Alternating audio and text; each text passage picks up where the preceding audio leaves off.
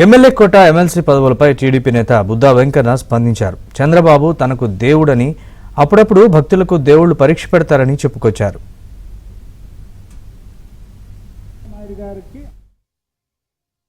నాకు చంద్రబాబు నాయుడు గారు అనే వ్యక్తి దేవుడితో సమానం. నాకు పదవి ఇచ్చినా ఇవ్వకపోయినా నేను చంద్రబాబు నాయుడు గారికి అంకితంతో పనిచేస్తా. అంతేగాని పదవి వస్తే ఒకలాగా, పదవి రాకపోతే ఒకలాగా ఇది కాదు. అక్కడ ఈక్వేషన్స్ ఇంకోటి ఇవన్నీ చూసుకొని పదవులు ఇస్తారు.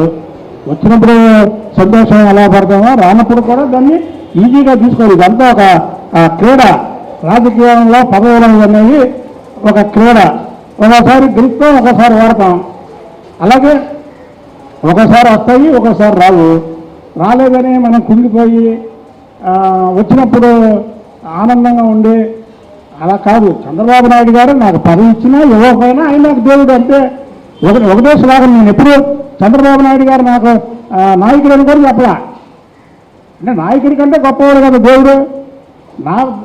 నా వరకు అయితే చంద్రబాబు నాయుడు గారు అనే వ్యక్తి దేవుడు.